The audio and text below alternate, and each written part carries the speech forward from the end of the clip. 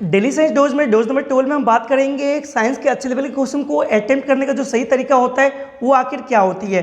तो चलिए direct question में पहुंचते हैं। देखिए यहाँ पर जो हम क्वेश्चन स्टार्ट करेंगे कहाँ से, 111 से। देखिए बाकी का जो डोज है आपको 1 से लेके 11 तक का डोज प्लेलिस्ट में मिल जाएगा, डेली साइंस डोज फिजिक्स के नाम से, वहीं से आप देख सकते हैं और आपका जो साइंस का पोर्शन है वो और भी ज़्यादा स्ट्रॉन्ग बना सकते हैं। चलिए इस क्वेश्चन को फिलहाल हल करते हैं। बोल रहा है कि रेलगाड़ी की जो पटरियां है अपने वक्रों पर किस कारण से बैंक की गई होती है। रेलगाड़ी की जो पटरियां है वो किस कारण से अपने वक्रों पर क्या की गई होती है, बैंक की गई होती है। ठीक है, आप खुद से ट्राई करना चाहते हैं तो चलिए ऑप्शन को देख लीजिए। यहाँ पे ये रहा ऑप्शन, मैं पढ़ देता हूँ। पहला है रेलगाड़ी के भार के 36 घटक से आवश्यक अपकेंद्रीय बल प्राप्त की जा सके। दूसरा, रेलगाड़ी के पहिए और पटरी के बीच किसी भी प्रकार का घर्षण बल उत्पन्न नहीं हो सकता। तीसरा, रेलगाड़ी के भार के 36 घटक के आवश्यक अभिकेंद्रण बल प्राप्त किया जा सके। या फिर रेलगाड़ी अंदर की ओर नहीं गिर सकती। तो कौन सा यहाँ पर राइट आंसर होगा, आप चाहे तो ट्राई कर सकते हैं। चलिए मैं आपको सही अप्रोच बताता हूँ क्या रीजन है। तो देखिए बेसिकली जो है आपका जो रेल की पटरियाँ होती है ना, रेल की जो पटरियाँ होती है वो वक्रों पर बैंक की गई होती है, क्योंकि ये बैंक करने का जो सबसे सही रीजन है, ठीक है, यहाँ पे वो क्या होगा, यहाँ पे होगा अभिकेंद्रण बल। ठीक है, अच्छा ये अभिकेंद्रण बल होता है क्या है, अपकेंद्रीय बल होता है क्या। अगर आपको सही ढंग से जानना है तो आपको बाकी का डोज देखना पड़ेगा। ठीक है, तो फिर भी अगर इससे रिलेटेड अभिकेंद्रीय अपकेंद्रीय बल से फिर से और क्वेश्चन आता है तो मैं आपको जरूर इसके बारे में यहाँ पर भी मोटा मोटी आपको समझा दूंगा कि बेसिकली होता है क्या है। तो यहाँ पर जो राइट आंसर होगा वो क्या होगा, जो यहाँ पर जो लॉजिक लगने वाला है, ठीक है, जो कॉन्सेप्ट लगने वाला है वो क्या है, वो है अभी आपका अभिकेंद्रण बल। तो राइट आंसर आपका होने वाला है कि रेलगाड़ी के जो क्या जो भार होता है, भार के 36 जो घटक होते हैं, 36 जो आपका घटक होता है, ठीक है, से जो आपसे अभिकेंद्रण बल, ठीक है, जो अभिकेंद्रण बल उसको चाहिए वो वहाँ से उसको प्राप्त हो जाता है, जिसकी वजह से ऐसा किया जाता है कि कर्व पर पटरियों को क्या किया जाता है, बैंक किया जाता है। तो आपका राइट आंसर यहाँ पे क्या हो जाएगा, आपका राइट आंसर हो जाएगा यही वाला। ठीक है, रेलगाड़ी के भार के 36 घटक से आवश्यक अभिकेंद्रण बल क्या हो, प्राप्त किया जा सकता है। ठीक है, इसी कारण से ऐसा किया जाता है। बढ़ते आगे, देखिए अगला क्वेश्चन क्या पूछ रहा है कि साइकिल चलाने वाला मोड़ लेते समय क्यों झुक जाता है। साइकिल चलाने वाला मोड़ लेते समय क्यों झुक जाता है। तो देखिए आप इसको ऐसे समझिए, बहुत सिंपल सा क्वेश्चन है। ठीक है, अगर कोई इंसान साइकिल चलाता हो, ठीक है, कोई इंसान मान लेते हैं साइकिल चला रहा है और वो मोड़ लेने वाला है तो वो झुक जाता है। ऐसा क्यों होता है, ऐसा इसलिए होता है कि इसका जो आपका गुरुत्व केंद्र होगा, ठीक है, वो कहाँ से होकर गुजर पाए, बेस से होकर गुजर पाए। ठीक है, अगर किसी भी चीज़ का, ठीक है, जो गुरुत्व केंद्र है अगर वो बेस से होकर गुजर रहा है तो कभी भी गिर नहीं सकता। अच्छा, ऐसा ही एक चीज़ और होता है, ठीक है, आपका इसी से रिलेटेड, ठीक है, एक एग्जांपल आपको मिला होगा कि एक ऐतिहासिक, अच्छा मैं आपसे पूछता हूँ, बताइए वो किस ऐतिहासिक मीनार के बारे में बात कर रहा हूँ। तो एक दुनिया का एक ऐसा ऐतिहासिक मीनार है, एक ऐसा ऐतिहासिक मीनार है जिसकी गुरुत्व केंद्र जो है वो आधार से होके यानी कि बेस से होकर गुजरने की वजह से ही वो नहीं गिरे। वो भले क्या है, हल्का टिल्टेड है, ठीक है, हल्का झुका हुआ है, फिर भी वो गिर नहीं रहा है ऐसा।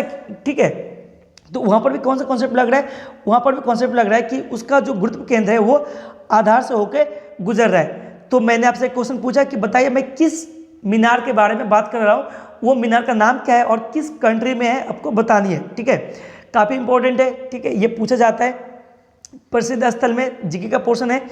तो यहाँ पर फिलहाल इस क्वेश्चन को देखिए, तो यहाँ पर राइट आंसर क्या हो जाएगा, उस लड़के का वो जो लड़का है जो कि साइकिल चला रहा है, मोड़ लेते समय क्यों झुक जाता है, तो इसलिए झुक जाता है, ठीक है, ताकि उसका जो गुरुत्व केंद्र है वो कहाँ से होकर गुजर सके, आधार से होकर गुजर सके। ठीक है, तो कौन सा राइट आंसर हो जाएगा, चलिए ऑप्शन को देख लीजिए। यहाँ पे ये रहा आपका ऑप्शन, पहला ऑप्शन है साइकिल और आदमी की गति समान होनी चाहिए वरना साइकिल फिसल जाएगी। बिल्कुल ऐसा तो कुछ है ही नहीं, मैंने आपको समझाया नहीं। दूसरा, वह झुकता है ताकि गुरुत्व केंद्र आधार के अंदर बना रहे, ठीक है, वो उसे गिरने से बचाएगा। बिल्कुल ये वाला आपका करेक्ट आंसर यहाँ पे हो जाएगा। चलिए इसको टिक कर लेते हैं, देख लेते हैं ये राइट आंसर है या नहीं। बिल्कुल ये आपका राइट आंसर है, मैंने आपको कॉन्सेप्ट तो बताया ही। बढ़ते आगे, अगला क्वेश्चन है कि कोई साइकिल सवार किसी होगा यहाँ पे, ठीक है, किसी मोड़ में घूमता है तो वो क्या करता है। तो देखिए बहुत ही आसान सा है, कोई साइकिल सवार अगर किसी मोड़ में घूमता है तो वो अंदर की ओर झुक जाती है। अच्छा, अंदर की ओर झुकने का रीजन क्या है, तो देखिए एक आभासी बल काम कर रहा होता है वहाँ पे, जिसकी वजह से क्या होता है उसको अंदर की ओर झुकना ही है। अगर वो ना झुके तो क्या होगा, वो क्या होगा, गिर जाएगा। तो अच्छा, एक क्वेश्चन मैं आपसे पूछूंगा, बताइए कि वो जो बल है, जिस बल के बारे में मैं बता रहा हूँ कि आभासीय बल है, उस बल का नाम क्या है? अगर आपको आता है तो बिल्कुल कमेंट बॉक्स में लिखिए, अगर नहीं आता, अगर आंसर जानना है तो आप बस सारे क्वेश्चन को ध्यान से देखते रहिए, ठीक है, आपको बिल्कुल आपका आंसर मिल जाएगा कि वो आभासीय बल का नाम क्या है। चलिए, तो इसका राइट आंसर क्या हो जाएगा? इसका राइट आंसर होगा अंदर की ओर झुक जाती है। ये रहा पहला वाला ही, सॉरी सेकंड वाला आपका राइट आंसर हो जाएगा, अंदर की ओर झुकता है। तो चलिए इसको टिक कर लेते हैं, बिल्कुल ये आपका करेक्ट आंसर यहाँ पे हो जाएगा। बढ़ते आगे, अगला क्वेश्चन है, जब दूध को प्रबल ढंग से, क्या बोल रहे हैं, जब दूध को प्रबल ढंग से मथा जाता है, मतलब काफ़ी ज़्यादा उसको जब मथा जाता है तो उससे क्रीम किस कारण अलग हो जाता है? ठीक है, क्रीम का अलग होने का कारण क्या है जब दूध को मथा जाए? तो देखिए बेसिकली जब दूध को क्या करेंगे आप, मथेंगे, ठीक है, जब आप दूध को मथना स्टार्ट करेंगे तो उससे क्रीम अलग हो जाएगा। बस अलग होने का सिंपल सा एक ही कारण है, क्योंकि वहाँ पर जब आप मथना स्टार्ट करेंगे ना तो वहाँ पर एक बल, आभासी बल काम कर रहा होगा जिसका नाम है अपकेंद्रीय बल। जिसका नाम क्या है? अपकेंद्रीय बल। अपकेंद्रीय बल, ठीक है, वहाँ पे अपकेंद्रीय बल काम कर रहा होता है, जिसको इंग्लिश में बोलेंगे सेंट्रीफ्यूगल फोर्स। जिसको क्या बोलेंगे? सेंट्रीफ्यूगल फोर्स, ठीक है, इसको बोलेंगे सेंट्रीफ्यूगल फोर्स, जिसके वजह से क्या होता है कि क्रीम जो है वो दूध से अलग हो जाता है। अच्छा, ये सेंट्रीफ्यूगल फोर्स है क्या फिर? चलिए मैं आपको समझाता हूँ।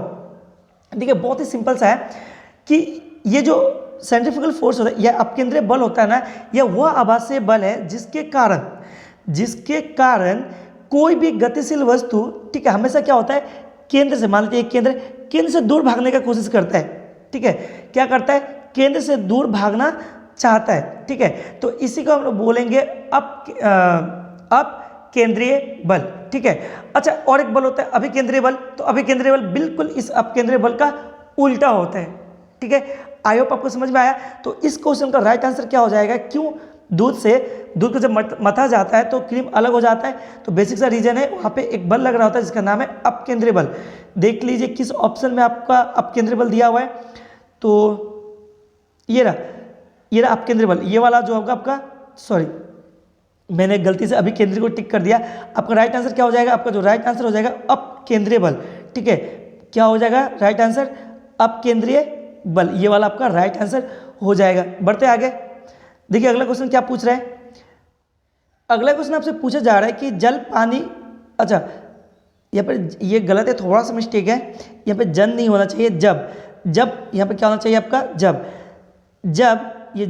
जब समझिए इसको, जब पानी की बाल्टी काफ़ी तेज ऊर्ध्वाधर वृत्त में घुमाई जाती है तब पानी बाल्टी से उसकी उच्चतम स्थिति में भी नहीं गिरती। काफ़ी लोग जो होंगे, आपने ऑब्जर्व किया होगा कि जब बाल्टी में भरा हुआ पानी जो है, ठीक है, बाल्टी में भरा हुआ जो पानी है उसको अगर आप ऊर्ध्वाधर घुमाना स्टार्ट करेंगे, ठीक है, ऊर्ध्वाधर जब आप घुमाना स्टार्ट करेंगे तो देखेंगे कि पानी जो है उससे गिरती नहीं है। तो इसका रीज़न क्या है? आपको यहीं पे इस क्वेश्चन में भी यही पूछा है। तो देखिए सिंपल से उसका पीछे रीज़न क्या है, क्योंकि वहाँ पे अपकेंद्रण बल जो है वो पानी के बल से उस समय अधिक हो जाता है। बाल्टी के अंदर जो रखा हुआ पानी है ना, उस पानी का जो वजन है उस वजन से कहीं ज़्यादा उस समय उसके अंदर अपकेंद्रण बल, ठीक है, अपकेंद्रण बल होता है क्या है, मैंने आपको समझाया, ठीक है। तो अपकेंद्रण बल जो है उसके अंदर कार्य कर रहा होता है, जिसकी वजह से पानी बाहर गिरती नहीं है। तो देखिए किस ऑप्शन में दिया हुआ है, तो ऑप्शन को ध्यान से देखिए, ये रहा पहला नंबर ऑप्शन ही आपको दिखेगा। अपकेंद्रण बल जो है पानी के वजन से उस समय अधिक होता है, जिसकी वजह से ऐसी घटना देखने को मिलती है। बढ़ते आगे, तो अगला क्वेश्चन देखिए क्या पूछ रहे हैं यहाँ पे। अगला क्वेश्चन काफ़ी आसान सा क्वेश्चन है, बोल रहे कि वॉशिंग मशीन का कार्य सिद्धांत है। वॉशिंग मशीन का जो कार्य सिद्धांत है वो क्या है, आपको बताना है। तो देखिए वॉशिंग मशीन का सिंपल सा एक लॉजिक है, जो वॉशिंग मशीन होता है ना उसके अंदर एक फोर्स कार्य, जब इसको आप ऑन करेंगे तो इसके अंदर एक फोर्स काम करना स्टार्ट करेगा। उस फोर्स का जो नाम है वो नाम है आपका, ठीक है, क्या होगा? उस फोर्स का नाम है आपका, ये रहा ऑप्शन, चाहेंगे तो ट्राई कर सकते हैं। तो उस फोर्स का नाम क्या है? अपकेंद्रण बल, ठीक है। अपकेंद्रण बल जो है आपके उसके अंदर कार्य कर रहा होता है, जिसकी वजह से, ठीक है, वॉशिंग मशीन में कपड़ा वगैरह आसानी से धुल जाता है। तो ये वाला आपका राइट आंसर यहाँ पे हो जाएगा। बढ़ते आगे, अगला क्वेश्चन है कि चंद्रमा पर वायुमंडल नहीं होने का क्या कारण है। चंद्रमा पर वायुमंडल नहीं होने का क्या कारण है आपको बताना है। आप खुद से ट्राई कर सकते हैं। ये रहा ऑप्शन। देखिए पहला ऑप्शन क्या है, यह पृथ्वी के निकट है, यह सूर्य से प्रकाश प्राप्त करता है, यह पृथ्वी की परिक्रमा करता है, या फिर इस पर गैस अणु का जो प्लायन वेग है, ठीक है, उसके वर्ग मध्य मूल वेग से कम होता है। तो आप चाहे तो इसको आंसर बिल्कुल ऑप्शन से ही इसको एलिमिनेट करके आंसर दे सकते हैं। तो पहला वाला तो होगा नहीं, ये पृथ्वी के निकट है, ऐसा कुछ लॉजिक है नहीं। ये सूर्य से प्रकाश प्राप्त करता है, ठीक है, इससे कुछ लेन देन हो नहीं सकता।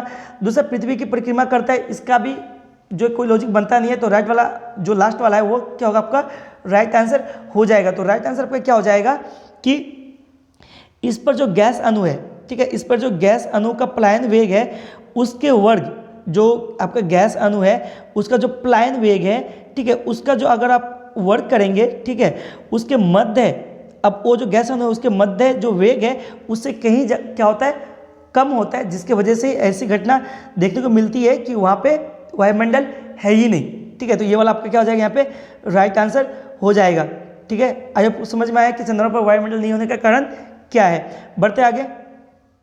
अगला क्वेश्चन आपसे पूछ रहा है कि निम्नलिखित में से क्या रैखिक बल के संरक्षण के आधार पर कार्य करता है, ठीक है। रैखिक बल के संरक्षण पर आधार करने वाला, ठीक है, कौन सा निम्नलिखित में से दिया गया जो आपका ऑप्शन है उसमें से कौन सा राइट आंसर होगा आपको बताना है। तो देखिए ये रैखिक बल का जो संरक्षण होता है वो आखिर होता है क्या है। तो आप इसको ऐसे समझिए, मान लेते हैं कि कोई एक सिस्टम है, ठीक है, इस सिस्टम पर लगने वाला जो बाह्य बल है, ठीक है, लगने वाला जो बाह्य बल है वो क्या है जीरो है। तो अगर बाह्य बल जीरो है तो इसका जो रैखिक गति होगा, इसका जो रैखिक गति होगा वो भी क्या होगा संरक्षित होगा, ठीक है, संरक्षित होगा। यही है इसका जो रैखिक बल का संरक्षण का सिद्धांत। तो अब बताइए कि कौन सा इसमें से राइट आंसर होगा जो कि रैखिक बल के संरक्षण के सिद्धांत पर, ठीक है, आधार पर कार्य करती है। ये रहा ऑप्शन।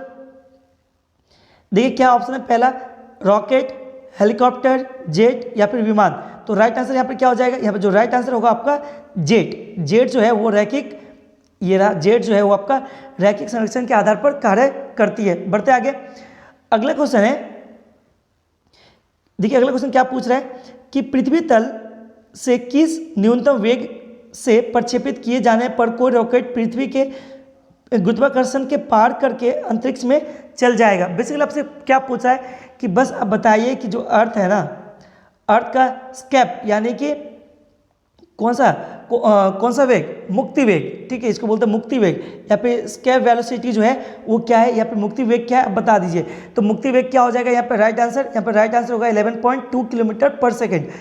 11.2 किलोमीटर पर सेकेंड, इसी को बोलते हैं मुक्ति वेग। यानी कि इस स्पीड से अगर आप किसी चीज़ को पृथ्वी तल से फेंकेंगे तो वो क्या होगा, पृथ्वी तल से बाहर जाएगा, बाहर निकल जाएगा और वो वापस पृथ्वी पर वापस फिर से नहीं आएगी, ठीक है। चलिए आगे बढ़ते हैं, आशा करता हूं आपको समझ में आया होगा। अगला क्वेश्चन है कि भू-स्थिर उपग्रह, ठीक है, का आवर्तकाल, जिसको हम बोलते हैं जियो स्टेशनरी सैटेलाइट का आवर्तकाल क्या है। तो ये होता है क्या है उसको समझिए। देखिए मान लेते कि ये अर्थ है, ये क्या है अर्थ है, ठीक है, इसको मान लीजिए आप अर्थ है। अब इस अर्थ के बाहर एक ऐसी पथ है जहाँ पे जो आर्टिफिशियल जो आपका सैटेलाइट्स है ना वो क्या करती है, वो घूमती रहती है, ठीक है। तो इसी ऑर्बिट को बोलते हैं हम लोग GSO